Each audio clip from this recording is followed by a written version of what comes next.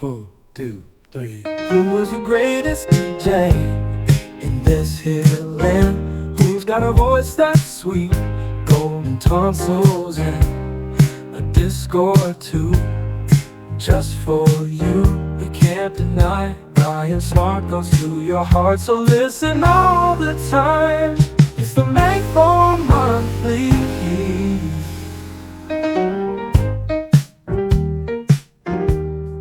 We're taking our sheep on a train trip, and we haven't bought a ticket for the Crocodile yet, and we're hoping it will be a steam train because we like them. But this next video is all about modern trains and the trains of the future. Steel tracks, hum, engines buzz. Not diesel smoke, just a solar pulse.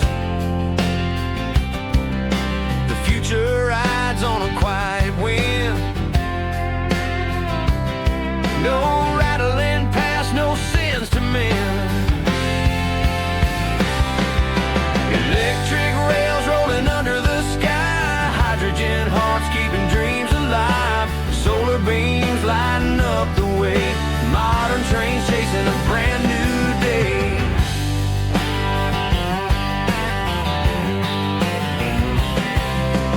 No black clouds, no choking air.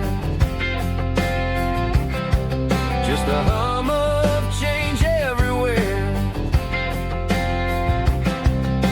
Wheels spin fast but whisper low. A cleaner world with miles to go. Gliding silent like a ghost. Steel veins coast to coast. Electric rails rolling under the sky. Hydrogen hearts keeping dreams alive. Solar beams lighting up the way. Modern trains chasing a brand new day.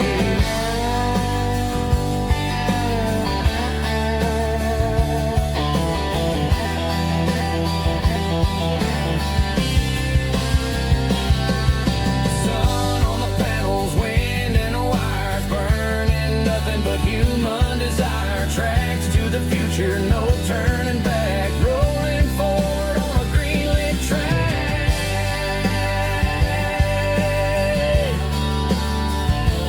On a green-lit track.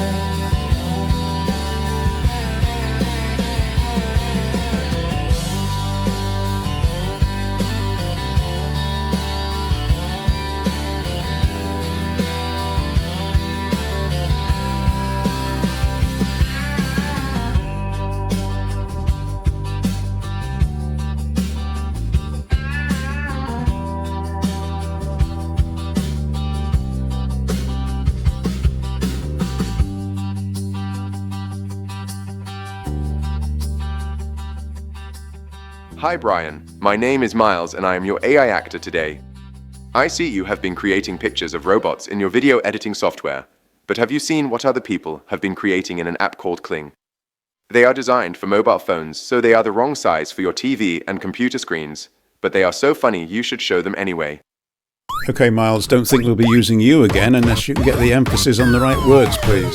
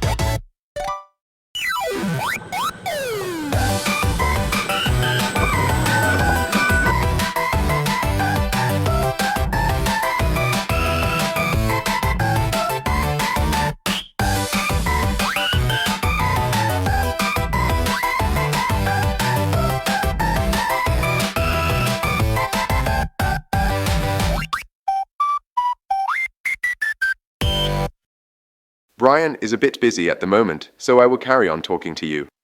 Brian is in a focus group with Octopus Energy and is currently on a Zoom call with the CEO and a whole bunch of other Octopus customers. So let's go down to New Brighton seafront and visit Fort Perch Rock. We've got cars and planes and boats. We've got dogs and cats and goats. We can take you there by train and then bring you back again. Hang on, just turn the sound up on this video for a minute. Anybody recognize this instrument? I've asked a few people, they didn't know.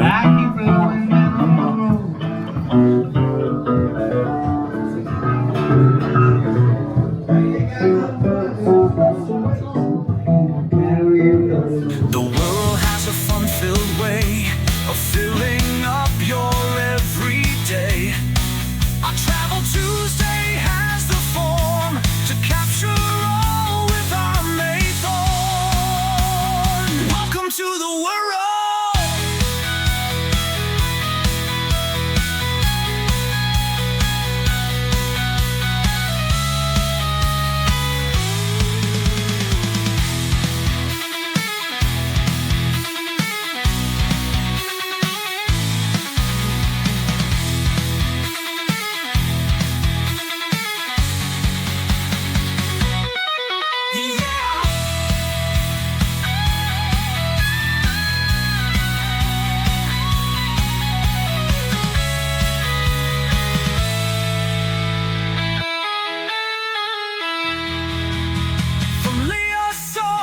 Morton and Heswall.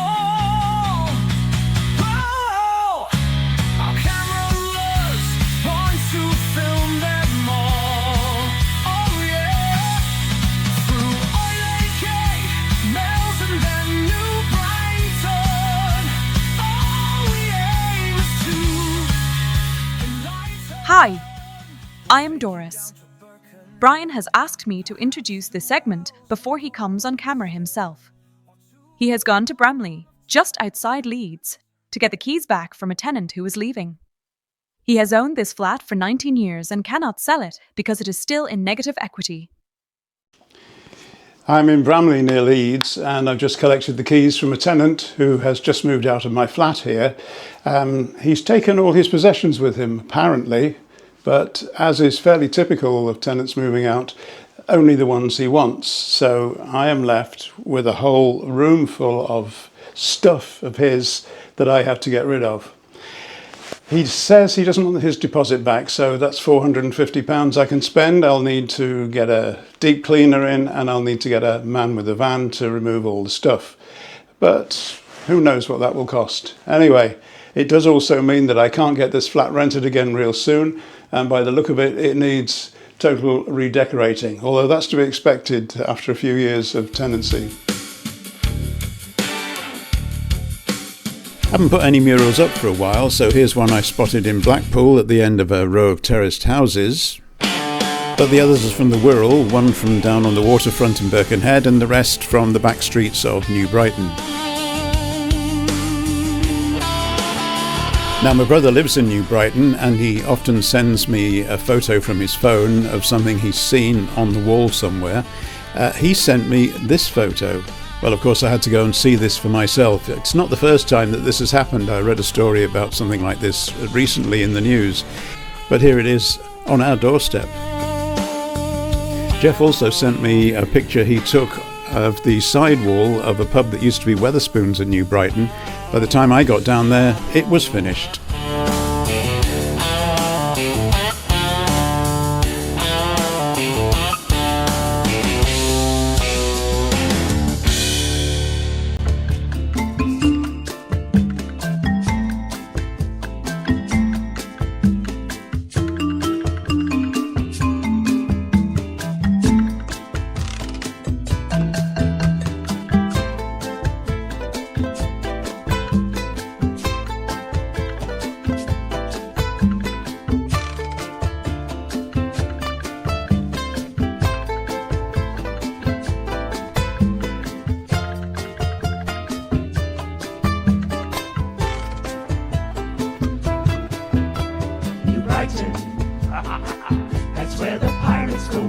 Brighton. That's where the pirates go to frighten all the kids who come to Brighton.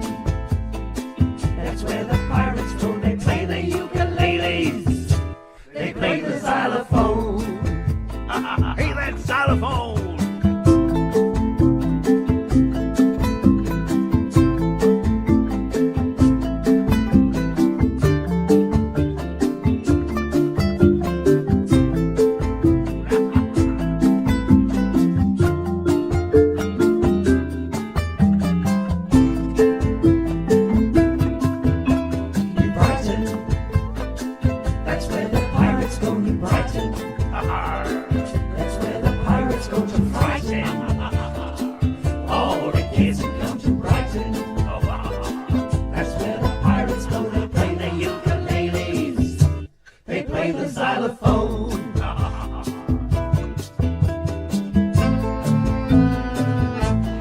So we're in Vale Park, New Brighton, and I think I found some of the pirates here.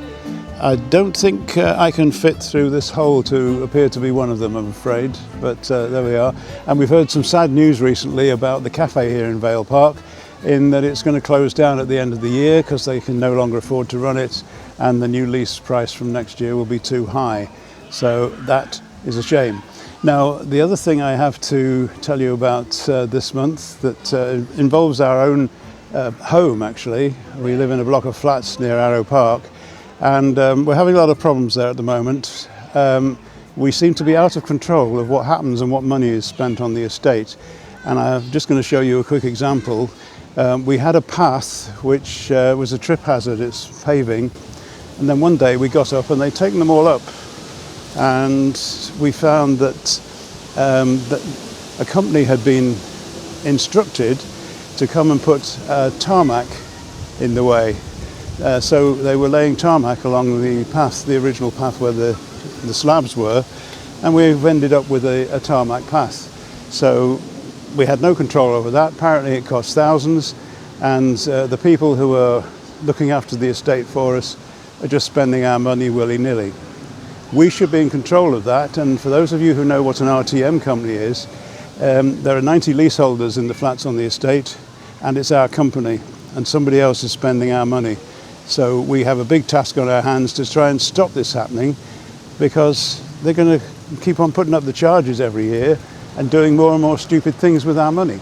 So that's something that we will be bearing in mind in the future. I've said previously that we go around different Sunday markets to find Old Oak Farm because they also tour these markets, and this week we've come to Oxton, a district of Birkenhead.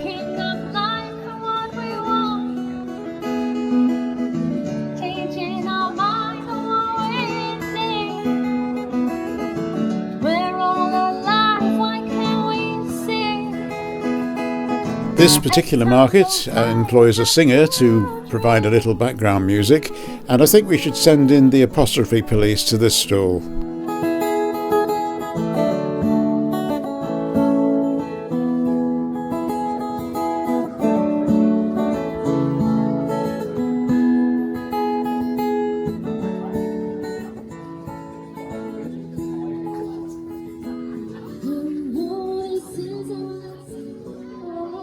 There are a number of other stalls that we follow round to these markets because we need a place to get our cheese and our eggs, amongst other things, and occasionally we buy the odd cake to go with our coffee.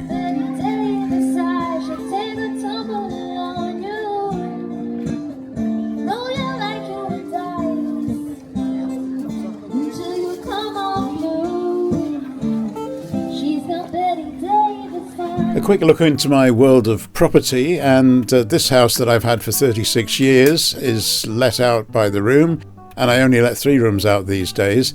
I've recently had an empty house for the first time as long as I can remember, in fact probably since we actually converted it. And we used the opportunity to do a bit of brushing up, some fresh paint, added an ensuite to another room. We got new blinds in the bay windows upstairs and downstairs, and these adverts were run on the spare room website to get us the tenants.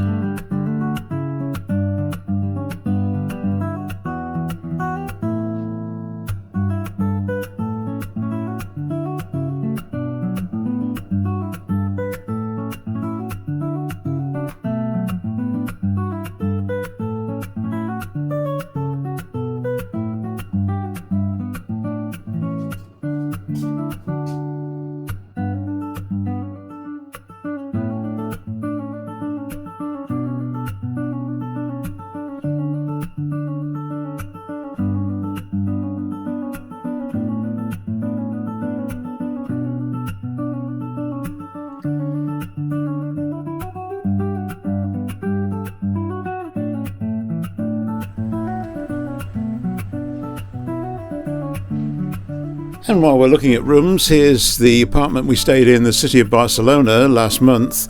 It was all beautifully prepared for guests and very welcoming. There was a breakfast table set out for 4 people, and each one had a coffee pod that you could put in the pod machine, believe it or not. And also we found we had another guest already in the apartment. Actually, this was a first. I've never actually seen a fish in a rented apartment before.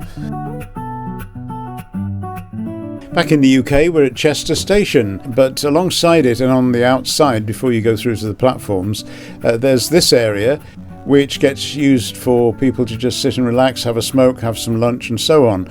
That's until there's a maker's market or something like it on. Before I take you through to show you that, here's a short stay car park right outside the station where you can come and drop people off.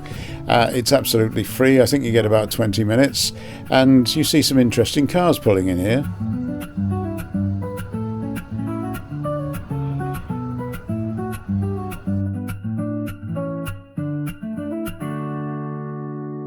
I think I'm probably stating the obvious if I tell you that Maker's Market is a load of stalls where the people have actually made the items that they're selling. Yeah, you guessed that bit, didn't you? So let's have a wander around and see what there is. In case you don't notice, there are plenty of places where you can buy cake here. I'm not totally obsessed with cake, but partially.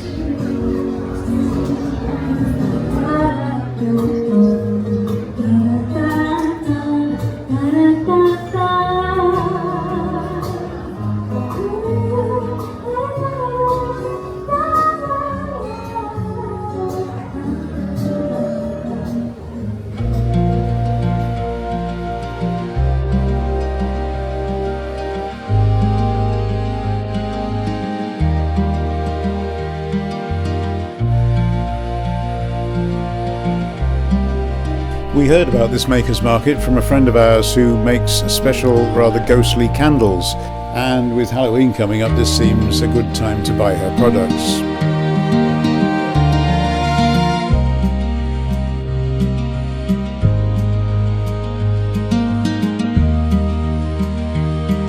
Going back into Chester Station, and we showed you that there was work being started several years ago. It's still going on. They don't seem to be getting anywhere with the final stages of it, but we'll keep looking, let you know. It was very busy this day that we went because Chester races were on, and we didn't know that beforehand. Standing room only on the Merseyrail trains going down to Chester, and people all dressed up as they do for the races.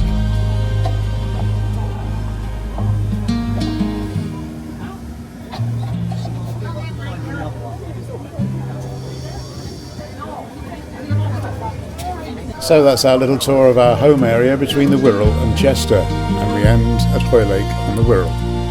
Hoylake holds its quiet bone.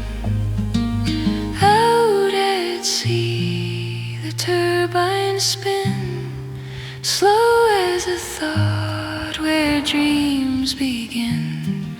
The Irish Sea holds stories thin and thick with light,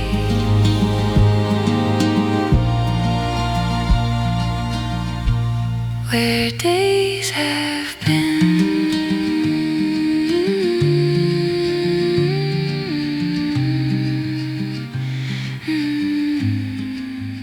Time for a recap of the last 6 months at the Burnley bungalow.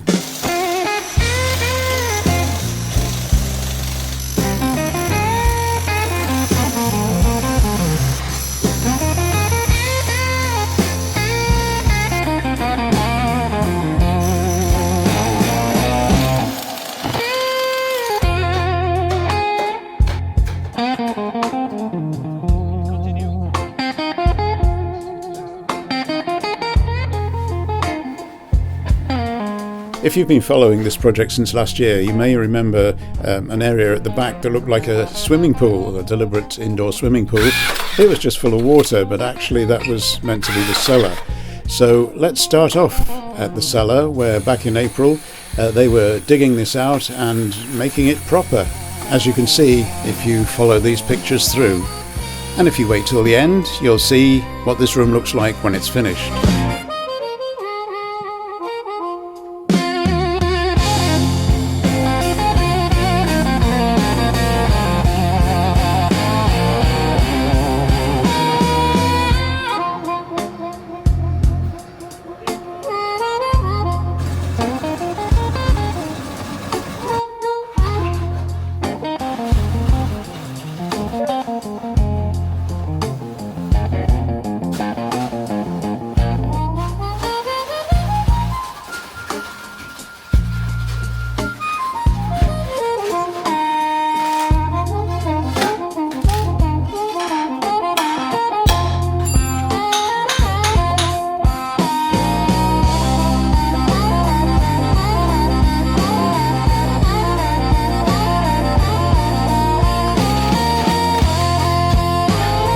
During the spring, Steve was getting a lot of snagging done on the work that had been done so far. And last year we showed you the building of the flat roof, and the builders showed you exactly how it was all done. Unfortunately, the roof has not been done very well, it turned out. There have been leaks and damp and all sorts of things to worry about. So a new team of roofers was brought in to completely rebuild the flat roof. This particular lot of builders didn't want to be filmed, so you can see them like little matchsticks in the corner of some of the pictures, but they don't want to appear. And we'll report on how the roof ended up at a later date. That's not a subject for this month's video.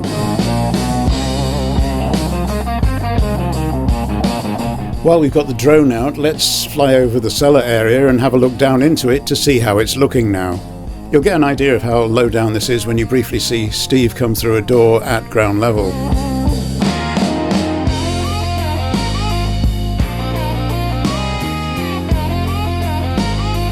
In other parts of the bungalow, the work continues as well, with new joists going down. There's insulation going into floors, walls and ceilings, and places being boarded out. And it's a fine sunny day and it hasn't rained for a while, but look at the dampness on some of the boards being handed down from the roof.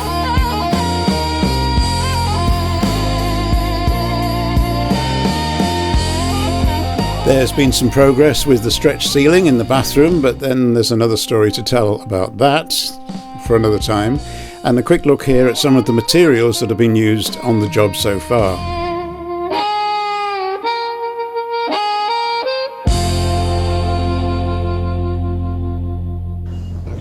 So right, we're back on the Burnley bungalow project, and what we've discovered when we was doing the basement works, there was several cracks in the concrete garage slab, but there were no real weight distribution over it, so it was a bit of a concern.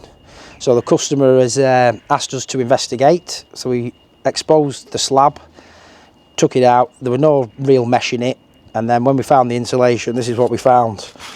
250mm polystyrene, no more compression than the 70 gauge that they give. As you can see, very easy with me fingers to give it a good indent. So regarding car traffic, it's no good.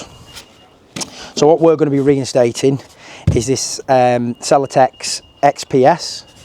This has a far stronger compression of 300, which is like commercial grade trucks, forklifts could track over this. As you can see, a lot of pressure, very little indent. And another good part of this board, what we like, is it's all half lapped, so you can just sit them together and start your run down and continue your next, stagger your joints, and then just tape up all the joints, visqueen over the top, mesh, and the 150 slab on top of that.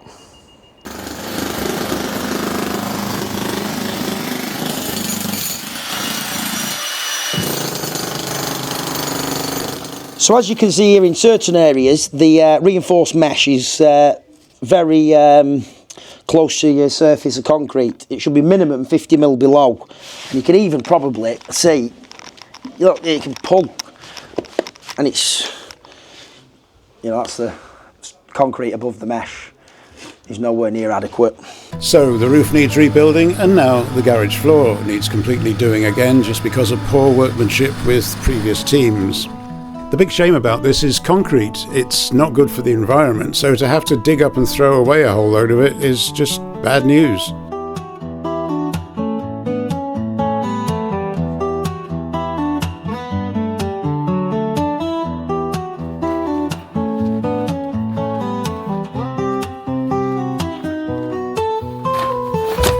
So what I've done, I've just kept the insulation back from the edge. I want the concrete to fill that, so when you're trafficking, it's like a curve. You've got like a chunk there, it's just pure concrete. So when we did the inspection hole in the centre from the original slab, we noticed the mesh was sat down at the bottom, just on top of the visqueen, well, on the visqueen onto the insulation. But then in other places it was a few mil up. And what we discovered once we did remove this slab, it wasn't tied together and there were no spaces in the mesh. So what we think's happened is, as he's laid it in and he's poured his things, it's lifted and floated in areas and things. So as you can see here now, it's all spaced and tied up. We're ready to pour.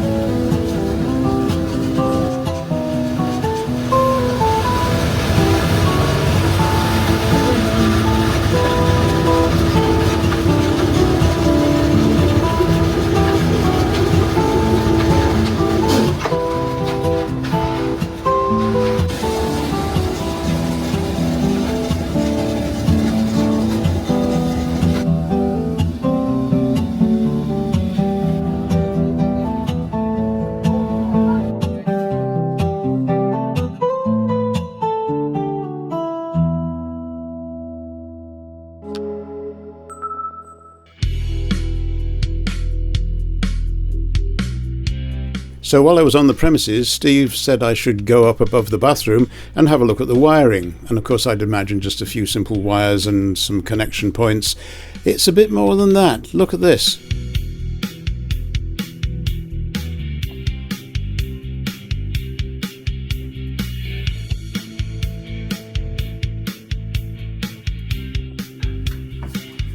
Brilliant. Back on the ground floor, Steve points out the toilet that's been put in temporarily for the workers. There weren't any up to now. Well, I've been up a ladder and now I'm going down a ladder to the basement. It's quite a transformation from the swimming pool that it once was, and Steve is now calling this the plant room. We'll discover why in future videos.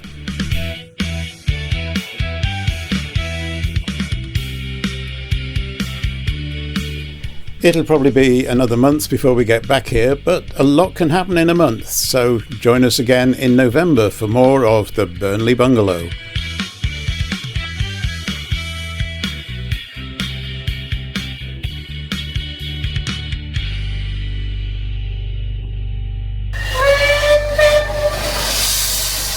I'm back on one of those 4 in 8 day rail rovers. It takes me through the whole of the northwest, and on my first day I decided to go up to Carlisle, one of my favourite places, and there was a steam train in the station, so I'll tell you more about that in a moment. But I headed down to the city centre first because I was wanting some lunch, and in the town square that day there was live music and market stalls, so let's have a look round here and have a listen to these excellent musicians.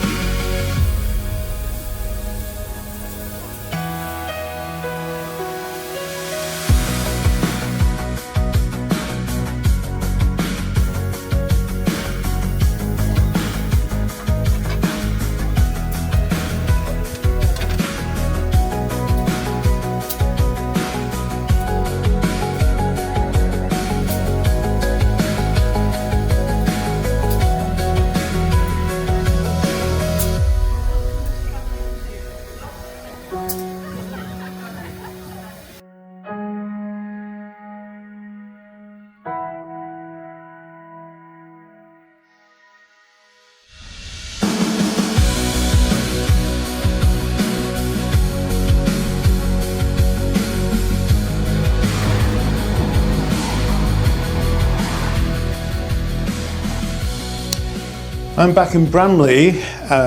It's like 4 weeks after when I first came here. I've had a haircut in the meantime, and I've just had a man and van come and take all the junk away. So we're left with one big cleaning job now. I'll show you some close-ups of the floor and other surfaces. You'll see what I mean. And there's a load of other things need doing, including the fact that it looks as though there's been smoking in here. Although it wasn't a white wall and ceiling to start with, it was magnolia, the old landlord colour, but landlords mainly use white now. So am I going to do anything with this? Well, what I'm going to do is go to a property investors meeting that's taking place in Leeds tomorrow night. So I'm going to stay over and I'm going to go and talk to other investors, get their advice and say to them, if it was you, what would you do? It's been raining today, particularly while they were loading the stuff out from here, but the sun, this is a lower ground floor, so it has windows, but we're sort of halfway below the pavement level, and the sun is shining into the room now, which makes a difference because it was really gloomy before. Anyway, that's the latest on the Leeds flat, which is still expensive to run and very difficult to make a profit with.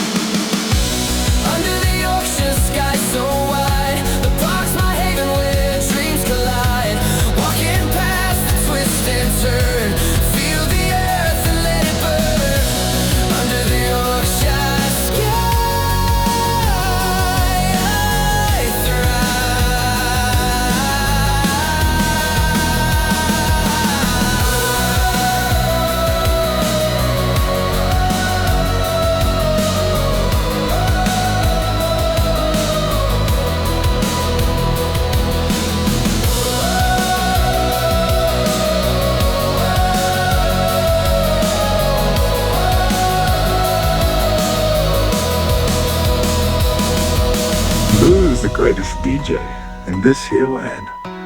who's got a voice that's sweet, golden tonsils, and a disc or two, just for you. You can't deny, Brian's smart goes to your heart, so listen all the time.